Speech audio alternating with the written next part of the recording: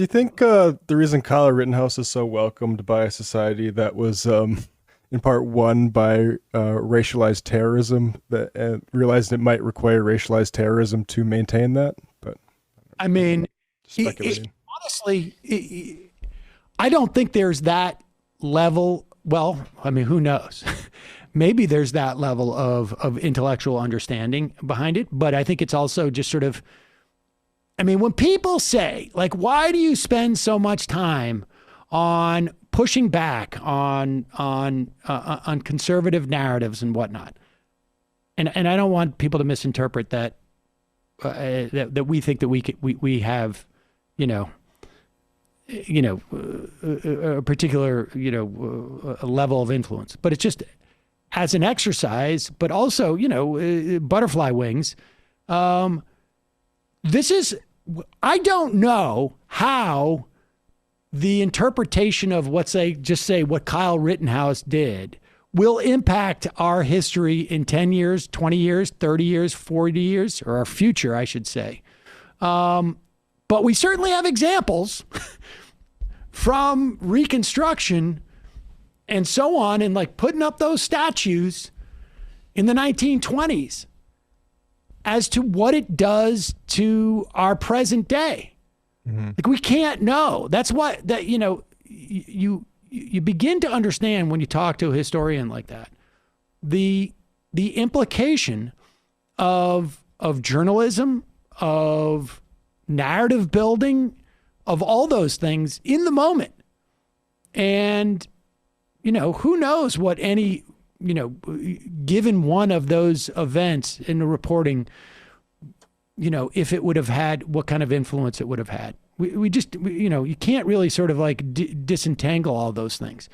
But largely it is, the lesson is it's important to make sure that events that are happening are interpreted and are reported in a way that is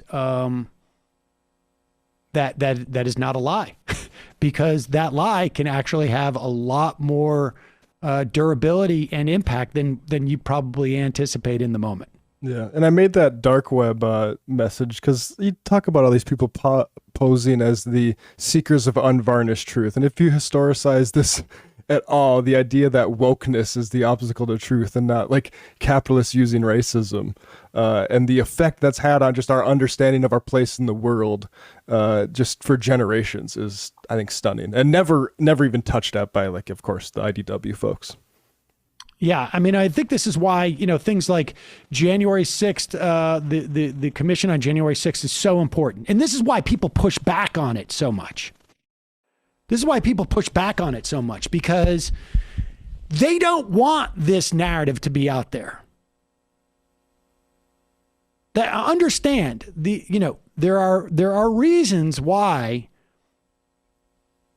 the online community and off the online community, but there's reason why people fight this stuff out on Twitter, and whether they're conscious of it or not, you gotta suppress this stuff or magnify and enhance this stuff in the moment, because that's where the trajectory starts.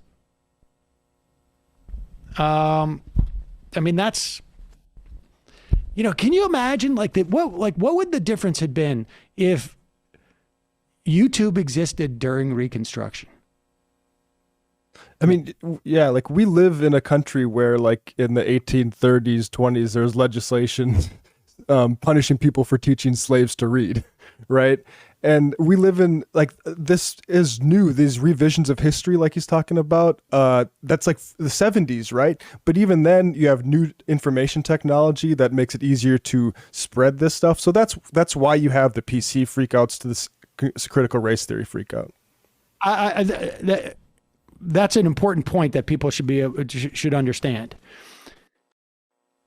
If it is only because of, like, people's work, like Foner and others in the 70s and late 60s and the 70s, that we have access to this information now and this understanding of our history and our understanding of, like, why were all these Confederate statues all over the place and why were they put up in 1920? So, 50 years after the war. And the reason why you're seeing such pushback to critical race theory, and it's obviously not critical race theory that's being taught there, but there is sort of you may get more history, more explicit history, maybe history of Reconstruction in some of these schools, but also just an awareness of the dynamic that's going on in these countries. I would love it if they teach critical race theory in schools or some derivation, and maybe they will. But the reason why there's a pushback on it is, again, for the same reason. You need to obscure the dynamics that are going on in our society. And that's that.